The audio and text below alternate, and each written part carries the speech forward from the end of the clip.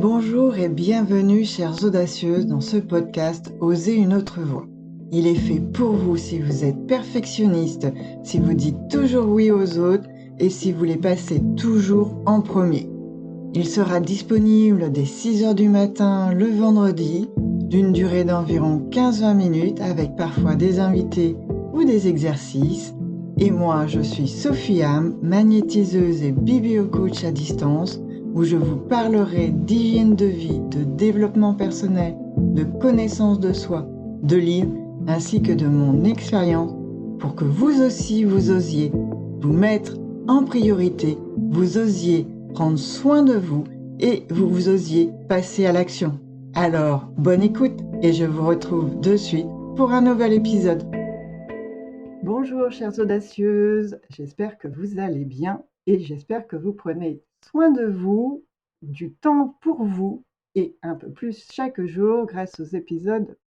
Aujourd'hui, nous allons découvrir le design humain. Pour cela, j'ai fait appel à Aline Morer, ma toute première invitée de ce podcast, ma toute première interview. Et donc, peut-être que vous allez l'entendre, surtout au début, j'ai le trac. Tout va bien se passer, car on va commencer par se détendre et en profiter un maximum. Comme d'habitude, je vous invite à monter dans mon train, dans mon slow train, de vous installer confortablement dans un fauteuil ou de vous mettre dans votre bulle, de laisser de côté tous vos tracas, tous vos soucis, votre to-do list, et j'en passe, et tout ce que vous pouvez laisser de côté afin d'écouter ce que notre invité a à nous dire et à nous partager dans ce premier épisode où on va s'intéresser à comment le design humain est arrivé dans ma vie et surtout dans celle d'Aline, notre experte du jour. C'est parti. Bonjour Aline. Bonjour Sophie, bonjour à toutes. Comment vas-tu? Écoute, très très bien et je suis très honorée d'être ta première invitée dans ce podcast, donc merci beaucoup de ton invitation. Eh bien, écoute, moi je te remercie d'être ma première interviewée et d'ouvrir le bal des interviews de ce podcast Oser une autre voie. Alors, tout d'abord, avant de te présenter, j'aimerais vous dire, chères audacieuses, comment j'ai découvert le design humain et surtout comment nous nous sommes rencontrés avec Aline, même si ce fut virtuellement au début. Ça commence avec la bibliothérapie. Et là aussi, on découvrira que c'est une autre des casquettes de Aline. Lorsque j'ai découvert ce concept et cette formation en bibliothérapie, dont je vous ai déjà parlé, j'ai cherché à savoir qui avait été formé, comment il le pratiquait, et c'est grâce à mon ami d'enfance dans les Cévennes qui a fait justement une formation avec toi, Aline, c'était Lire plus et mieux, qui m'a donné l'information comme quoi il y avait une bibliothérapeute en Suisse. Et du coup, je suis allée voir ton blog, ta newsletter. Et là, en plus, j'ai découvert premièrement qu'on avait le même formateur, Lionel Aobdia, sur la bibliothérapie. Et deuxième point, j'ai découvert que tu t'étais formé design humain. Et là, ça a fait tilt pour moi. Car justement, ça faisait quelques mois où je commençais à avoir quelques infos, à en entendre parler, à avoir quelques petites notions sur mon profil. Du coup, je me suis aussi inscrite à ta newsletter pour le design humain. Et là, très peu de temps après, tu as fait une offre particulière, une première version audio, les essentiels de nos profils. Et forcément, moi, ça y est, j'étais prête. C'était le bon moment pour moi. Et donc, comme une synchronicité avec la bibliothérapie, j'ai dit oui. Et c'est comme ça que j'ai enfin pu en savoir plus sur mon profil, sur mon schéma, mon fonctionnement. Et ça a été une vraie révélation.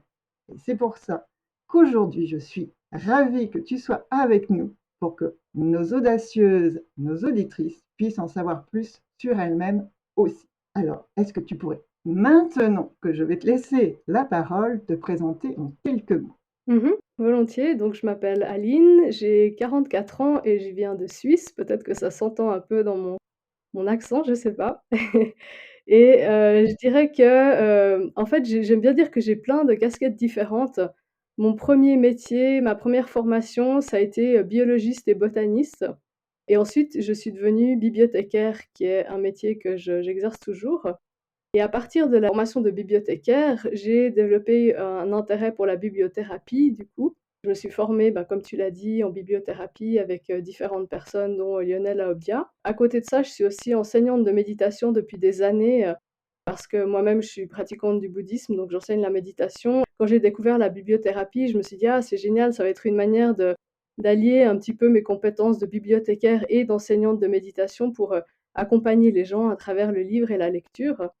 Et puis, la dernière étape, en fait, ça a été la découverte du design humain. Je me suis aussi formée au design humain et on va dire que maintenant c'est le la méthode d'accompagnement que je développe le plus et que j'utilise le plus, actuellement. Donc voilà, j'ai plusieurs casquettes, je fais un petit peu, tout ça en même temps. Et bienvenue, parce que moi aussi, j'ai plusieurs casquettes et je suis sûre que nos auditrices ou nos audacieuses sont intéressées. Elles ont peut-être d'autres casquettes ou ne savent pas qu'elles peuvent avoir d'autres casquettes, donc c'est parfait, ça va leur donner des idées.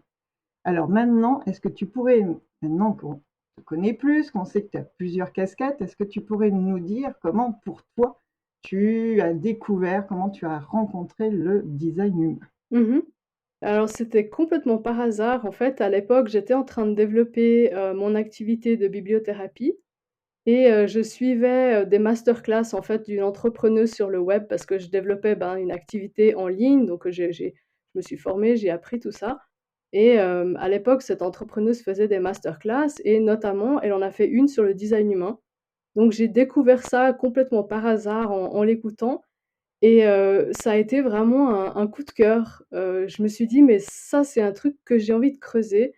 J'ai envie d'en savoir plus et immédiatement, j'ai cherché sur internet, quelle formation on pouvait trouver et j'ai trouvé une première formatrice avec laquelle j'ai fait ma première formation et je crois qu'il a pas dû se passer 2 mois entre la découverte du design humain et ma première formation donc voilà, j'ai ça a été en fait, dans le design humain, il y a ce qu'on appelle des lignes de profil et moi j'ai une ligne de profil 2 qui fonctionne vraiment sur appel comme ça et pour moi, ça a été un appel comme, 2-3 autres choses importantes dans ma vie ont été un appel. Donc voilà et depuis, bah, j'ai pas arrêté de me former. J'ai fait une première formation, j'en ai fait une deuxième que je suis toujours en train de suivre actuellement parce que le design humain, c'est vraiment un système qui est très complexe avec des tas de couches d'analyse possibles. Donc je continue à étudier et à me former là-dedans et c'est quelque chose qui m'a énormément aidée pour moi, pour me comprendre. Quand je me suis présentée tout à l'heure, j'aurais pu aussi me présenter avec mon design humain en disant que voilà, je suis projecteur avec une autorité émotionnelle et un profil 2-4 et pour moi, comprendre ça, ça a été vraiment quelque chose qui m'a énormément aidée à m'accepter en fait et à comprendre mon fonctionnement et bah, maintenant j'ai vraiment à cœur de partager ça avec les autres parce que, bah, je trouve que c'est super, super intéressant et pertinent. Complètement, parce que moi aussi, quand tu as vraiment, j'ai écouté ton audio qui s'appelle Essentiel, mais que je trouvais très très détaillé déjà et très complet. En tout cas, quand voilà, on n'a aucune information sur son schéma, son fonctionnement en design humain. Et franchement, ça a été vraiment une opportunité de mieux me comprendre, parce que je suis d'accord avec toi. Pour moi, le design humain a été vraiment une révélation. Et c'est pour ça que j'avais très à cœur de en faire profiter nos auditrices pour que, voilà, si elles avaient pas encore cette connaissance de pouvoir oser, d'aller voir en profondeur avec un prochain épisode là-dessus, pour vraiment découvrir leur schéma, leur fonctionnement, parce que c'est vrai que ça aide vraiment dans son quotidien.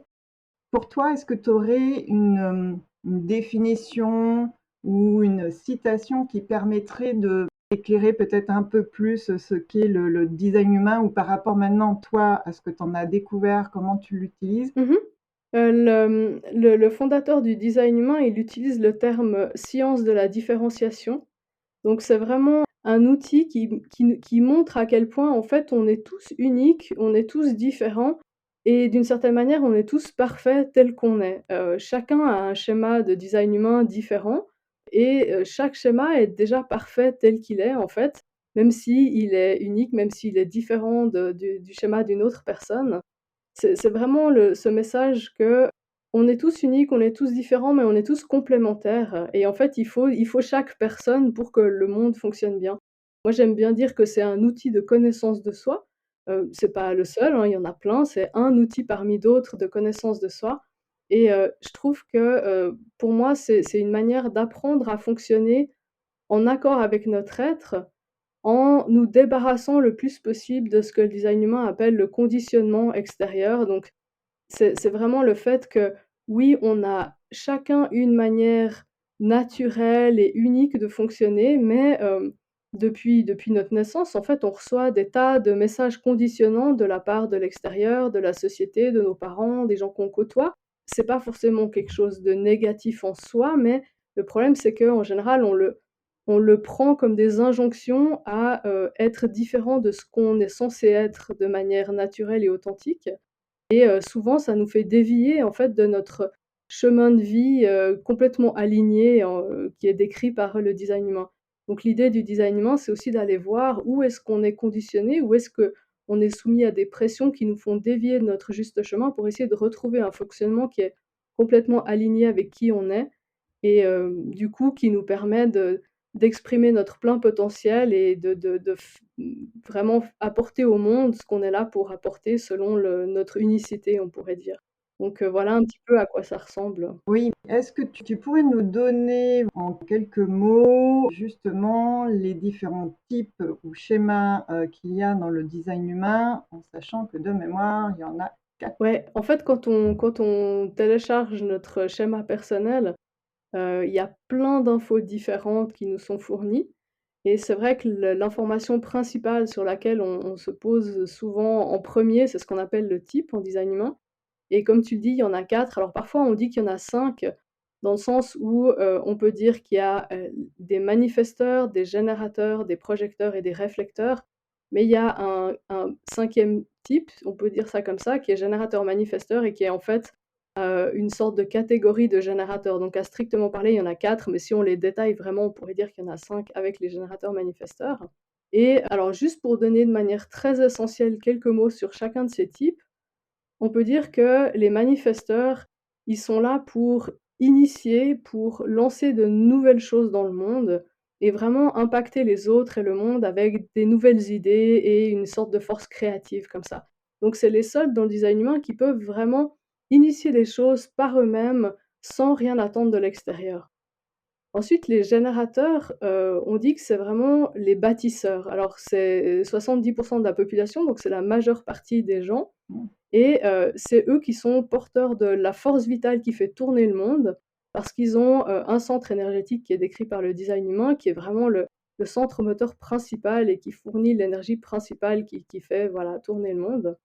Et les générateurs, ils sont faits pour répondre à la vie avec cette énergie, et construire leur chemin vraiment en suivant la réponse de leur être pour trouver comment investir toute cette énergie au bon endroit et au bon moment pour, bah, bâtir les choses. Et d'une certaine manière, les générateurs, ça va être ceux qui vont se saisir de ce qui a été initié par les manifesteurs pour mener à bien ces choses-là, parce que les manifesteurs, ils sont pas forcément, là pour mener à bien tout ce qu'ils initient.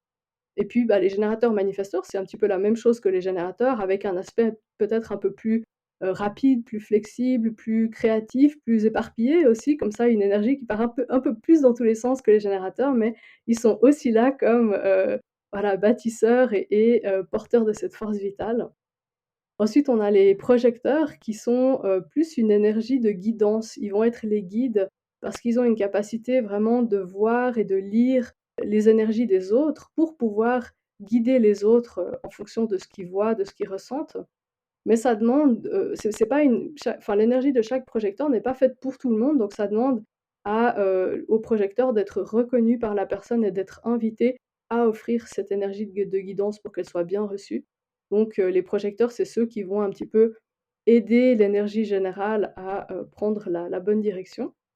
Et puis finalement, les réflecteurs, alors qu'ils sont très rares parce que c'est 1 de la population, ils ont un rôle vraiment, à part comme ça, et puis eux, ils vont être davantage, dans un rôle de miroir en fait, on pourrait dire de la santé du monde et de la santé des gens. Ils vont réfléchir, c'est pour ça qu'ils s'appellent des réflecteurs, ils vont réfléchir la santé ou la non-santé de ce qui les entoure, Et d'une certaine manière, ils ont un rôle un petit peu de médecin dans le sens où c'est un peu ceux qui vont diagnostiquer là où les choses sont alignées ou ne sont pas alignées, que ce soit les personnes, que ce soit les environnements et cetera. Donc ils ont plus un rôle comme ça de voilà, de miroir de comment est-ce que les choses sont, qui est très, très précieux et voilà, c'est assez rare quand même.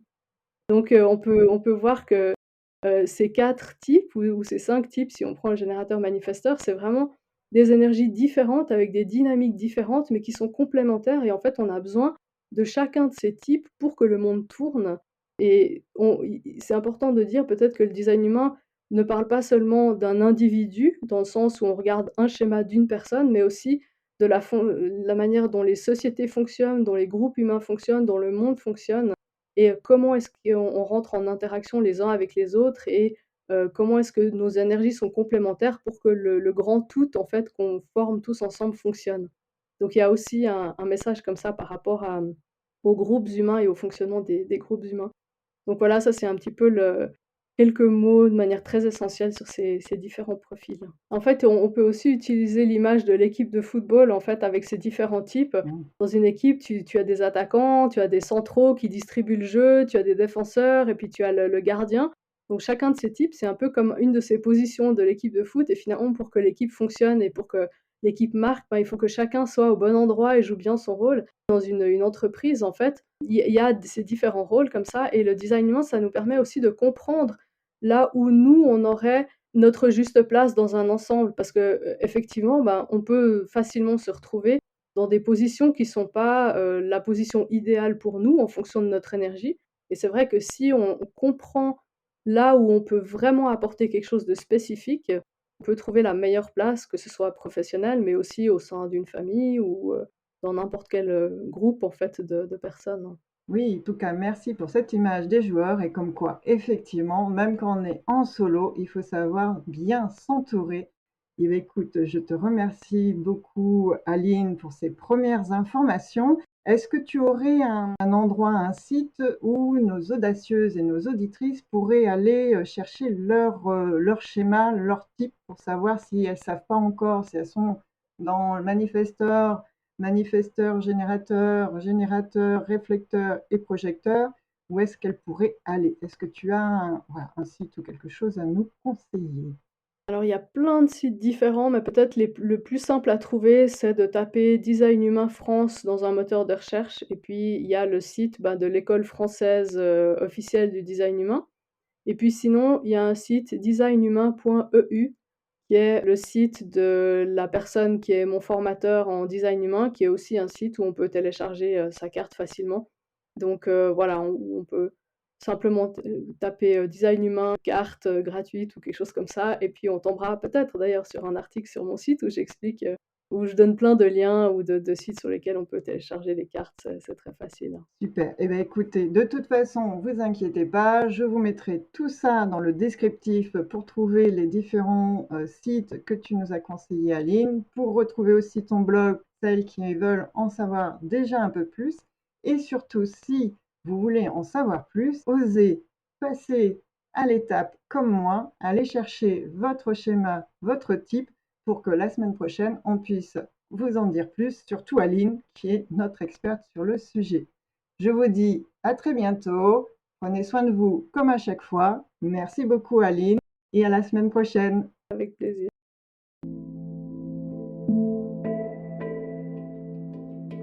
Et voilà, chers audacieux, c'est fini pour aujourd'hui et je vous remercie pour votre écoute. Prenez le temps de descendre du train ou, si vous pouvez, restez-y encore quelques instants. J'espère que ce moment entre nous vous a plu et si c'est le cas, abonnez-vous au podcast, laissez-moi un commentaire et ou 5 étoiles sur votre plateforme préférée. Partagez-le aussi autour de vous. Vous pouvez également me retrouver sur mon site web ou par mail. Vous avez toutes mes coordonnées en dessous de l'épisode dans la partie description. Et en attendant le prochain épisode, prenez soin de vous.